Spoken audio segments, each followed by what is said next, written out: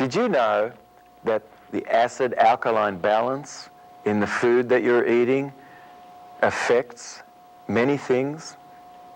It can affect the sex of your child. It can affect either a dissolving of fat, if you're bringing in alkaline elements, a dissolving of fat from the body, and even as much as affecting our emotion and our mood. That it is interesting that most of all of the substances which cause people to feel elevated or high in themselves are alkaloids.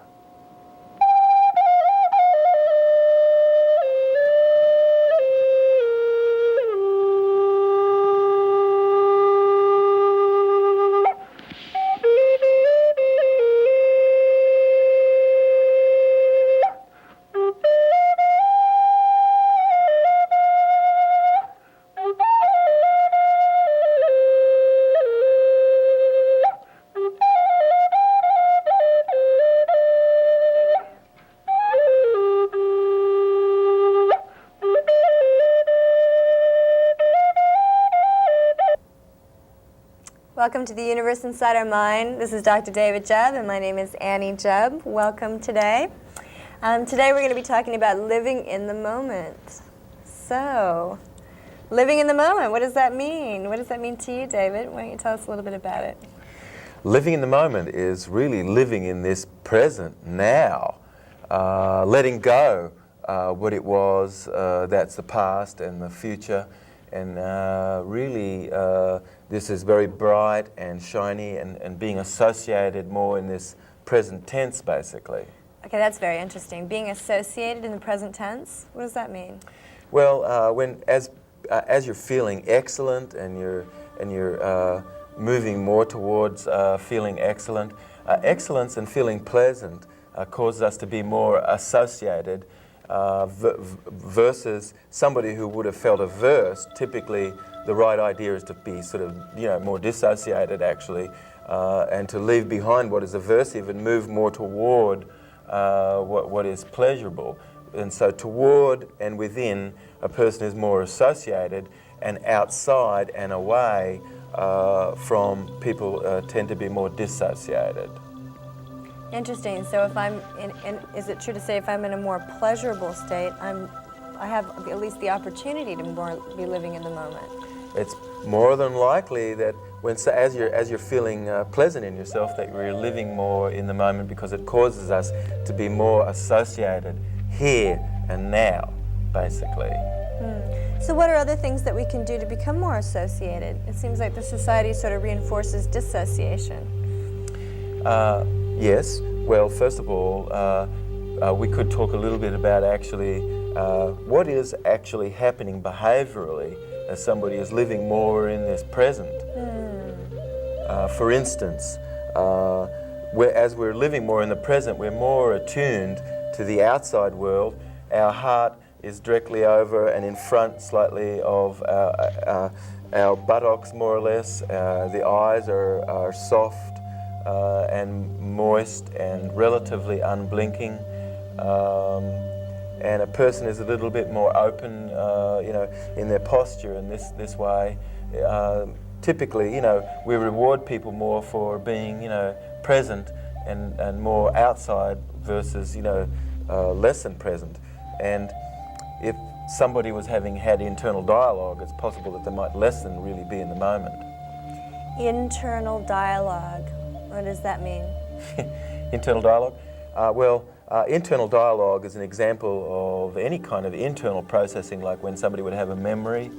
When somebody's having a memory, persons are less than really living in this present moment. Even if it was a pleasant memory, actually. If they're having a memory, because in order to call up the memory, they go to it, so they're out of time. Is that true? Right, more or less. When a person has a memory, they're drawing this from inside themselves.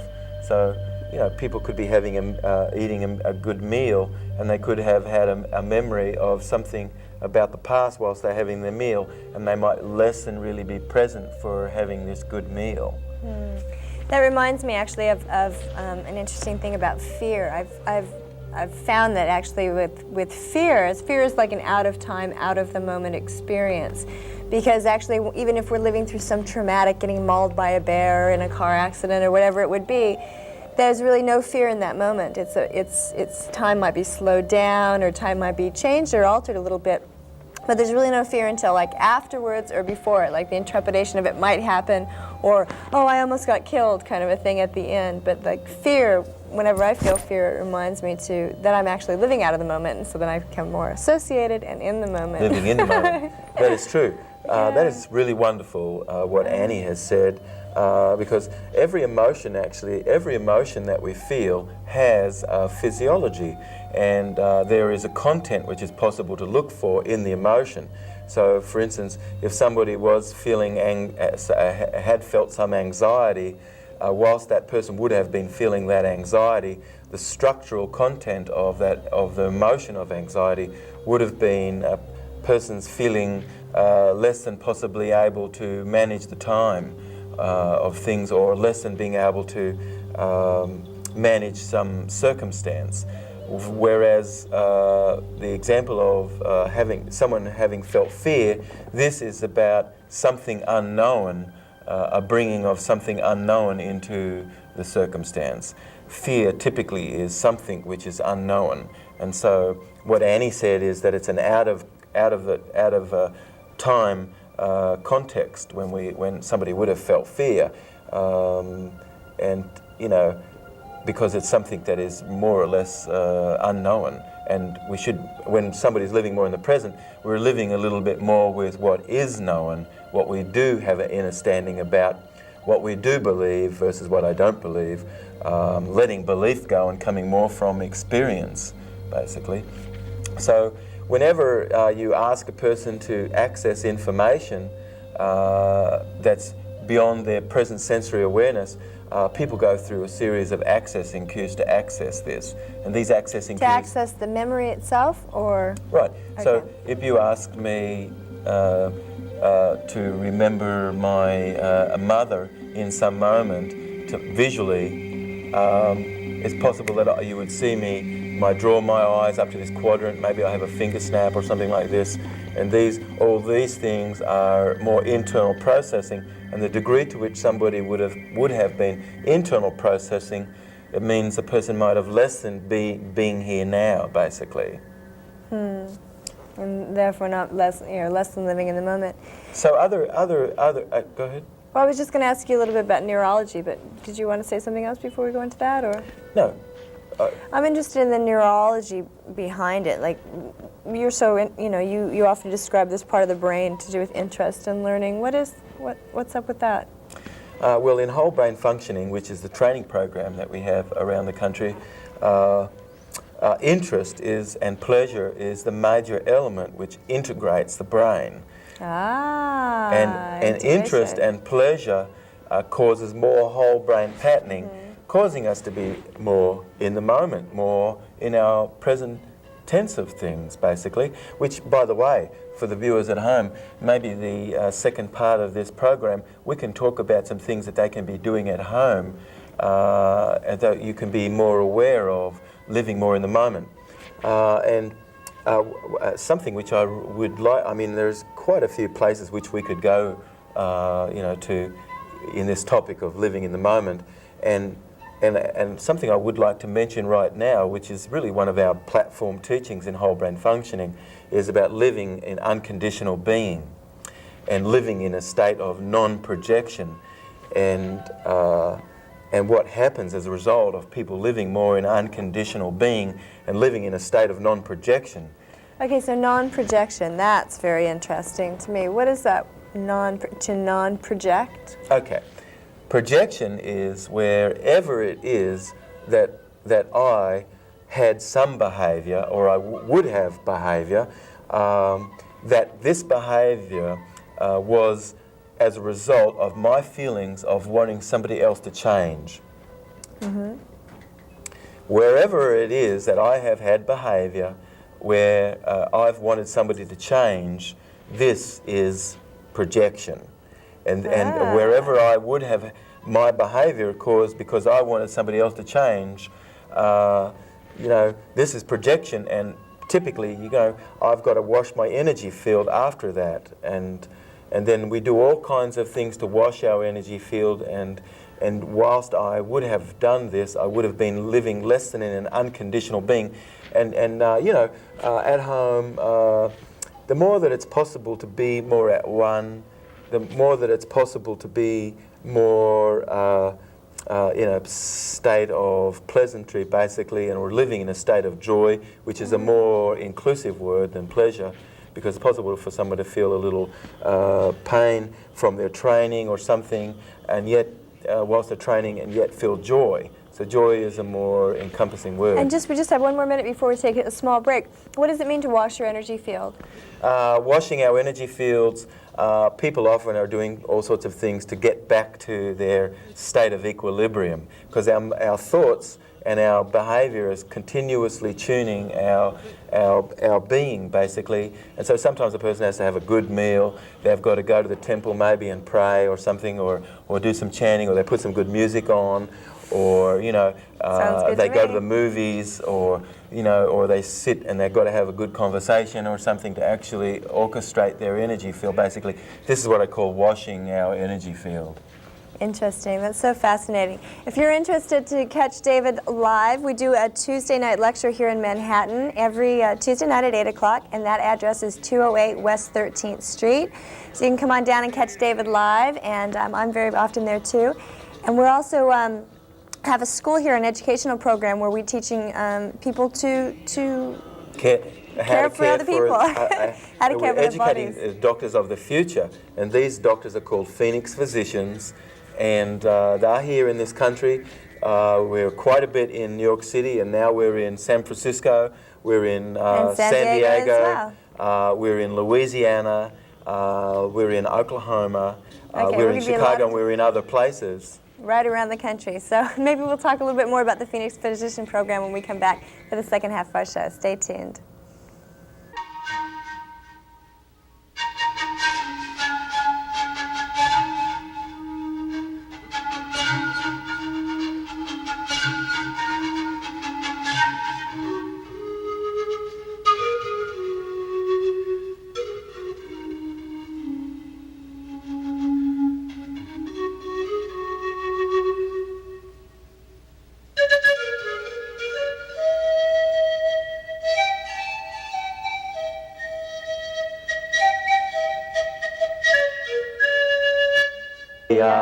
Oh, oh, oh, oh, hey, oh, hey, oh, yeah, yeah, yeah, whoa, whoa, whoa, whoa,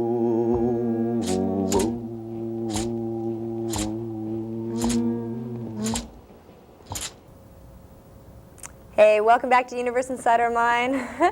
My name is Annie Jubb. This is Dr. David Jubb. And today we're chit-chatting about living in the moment. Living in the moment.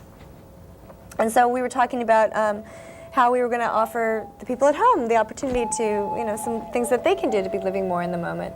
Some language things and some body movement things. And so why don't you start off there? Well, for the people viewing this, it's possible for you to start to tune more into your verb tense, and for perhaps some several days to pass by, and for you totally to be tuned into your verb tense. Okay, verb tense. What does that mean? Well, somebody can have been saying, well, I am feeling happy, or I was feeling happy, or I will feel happy, and was and will it's not in the moment, would is it? may less than be in the moment. That's right. So it's possible to spend several days where you completely are tuned into how verb tense is being used. Are people talking about what's here now, or are they talking about what's going to be out there, or they're always talking about what's happened in the past and this kind of thing? I mean, you know, it is amazing how much people have focused on less than being in the present. And, you know, and the one thing is that yesterday tarries nothing with tomorrow, and tomorrow tarries nothing with yesterday. Okay. So using verb tense. So So what are the things about verb tests? That must be broad, right? Is it like the difference between this and that? Okay, there can be also words that are causing us to bring things inside, like this is a word, like a pronoun, which is bringing things inside, whereas that is a pronoun which is kind of moving things outside. And we said at the very beginning of this program that as you're feeling associated now, it is because people are more feeling pleasant, and it's within and toward versus outside and away from. Outside and away is dissociated, within and toward is more associated. So how we use direction, also, this is something that you can start to focus on. Are you focused on where you're moving in this moment, or are you focused on where you have been? You know what I mean? So the direction is important. Other ways actually is, you know, are you talking more about what is inside of us, or are you talking about what's up there? Like, you know, where people are saying a higher self, that is a value judgment being made. That's like actually people are hearing, oops, wait a minute, must have a lower self. When people have talked about higher intelligence, that's like having big intelligence or small intelligence, putting a word like this in front, which is a descriptor word, a value judgment basically. So when we would have judged another and this sort of a thing where we would have created judgment, that also is less than living in the moment. So a strategy for living more in the moment can have, which is a very useful strategy which I incorporate, is deferring my judgment basically. So deferring your judgment, wouldn't that be living in the future? Deferring my judgment? It's actually allowing something to be more and letting things flower and blossom. Organically. Yes, and less than always having been wanting to control everything, basically. So would that be in your own language experience, or that is like a group experience, is it? We should consider, what is it that is within my control? What is this actually? If I'm focused on what I can do versus, oh, this stuff that's happening out here, blah, blah, this, that, and the other, that can have been out there, which is, again, less than in here, which is associated. Out there is dissociation. In here is, what can I do about this? How can I be? Because any person who can gain more ability and mastery over the internal state can transform anything in the outside world. Right. It's so interesting. It's like shaping self, you know, as opposed to like wanting to shape the world, you know, shaping self. And so now, how does this play into spirituality? How do spiritual endeavors play into living into the moment, in the moment? Spirituality, really, the root word that spirituality comes from is to be joined and joining. And so, again, this is all about connection versus disconnection. Being connected and feeling my connection with things allows me to live more in the moment.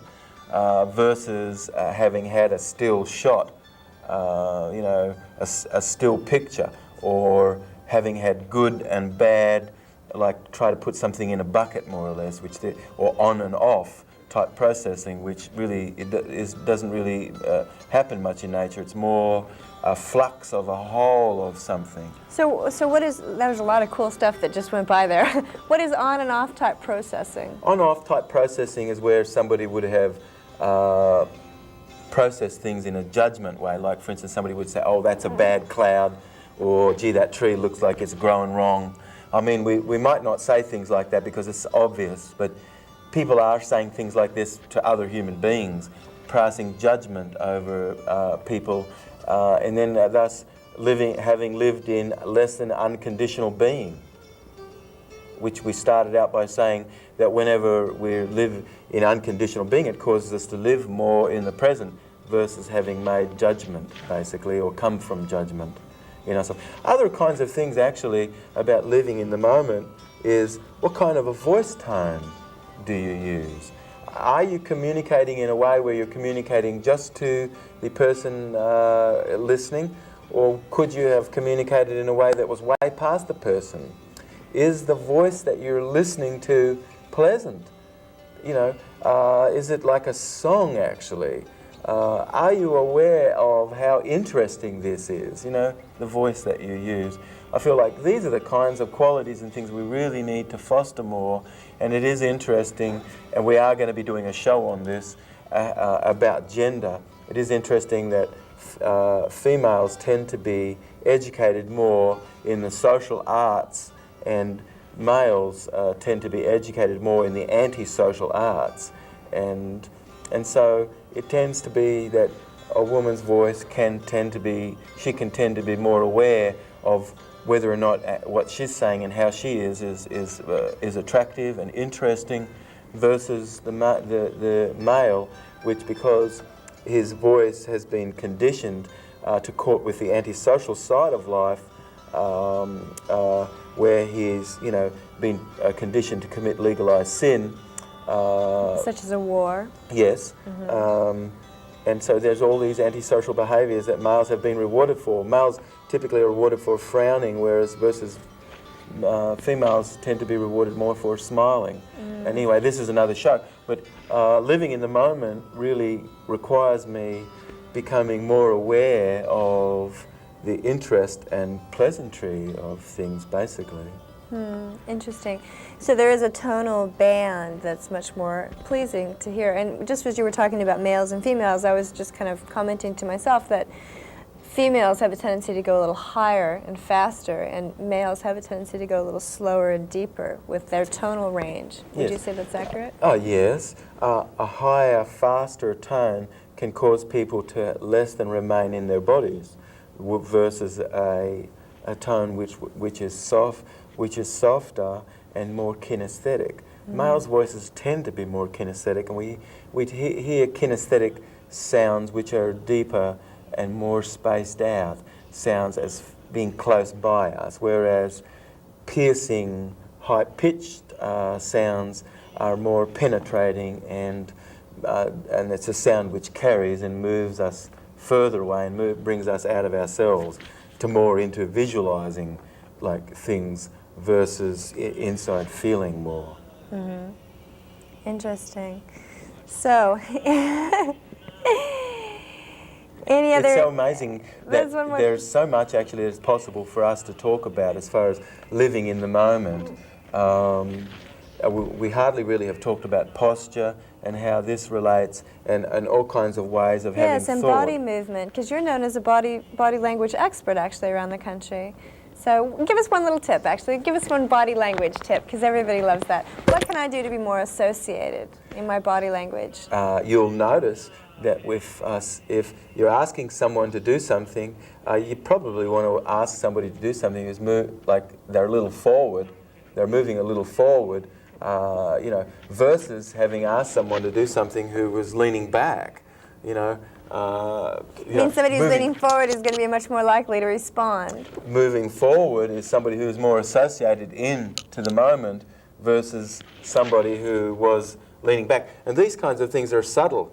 Somebody would have talked about their mother, and you notice that they lean forward just a tiny little bit. That's more of an association to mother versus talking about mother, for instance, and somebody having, you know, moved in a direction other than toward, meaning they had moved away. So, you know, again, we have this toward, which is association, and away from, which is dissociation, basically. So, you know, we have this little saying, actually, in whole brain functioning, that a vessel has to be in a position to be filled, versus if that vessel was pouring something out, all it really could be doing in that moment was pouring something out, actually. You know, it could never be in a position to be filled whilst it was pouring something out, basically. So how we language things can cause us to allow us to live more in the whole of ourselves by bringing more pleasantry and by bringing more whole brain patterning, versus somebody who would have framed something which is not and don't and shouldn't and must and can't, and having used modal operators of necessity versus modal operators of possibility. I wonder if you might like to. And this is interesting, and you make a statement. It causes the listeners at home to have choice in what they're hearing, basically. We are all about choice. So anyway. Versus limitation. Versus limitation, or necessity, you know. Uh-huh. It's interesting. If something appeals to you here that you'd like to find out more information about in the future, we are every Tuesday night in Manhattan. We're at 208 West 13th Street. That's 208 West 13th Street at 8 p.m., and that's between 7th and 8th Avenue. From 8 to 10. From 8 to 10. And there's all kinds of interesting programs. We have a lot of plates spinning at the moment. There's a retreat that we do every year that's coming up this summer, and all kinds of interesting things. So give us a call. This retreat that's coming up is probably one of the most sophisticated trainings on earth in language and in use of food as medicine. We hardly talked about we hardly talked about use of food as far as living in the moment. I mean, you know, a person who had sugar, I mean, and then they were given all kinds of drugs to control the hyperactivity and this sort of thing, is less than really living in the moment. There are so many things we could really be talking about. Anyway, lots of love and kisses from us. And we'll see you next time on The Universe Inside Our Mind with Annie and David Jubb.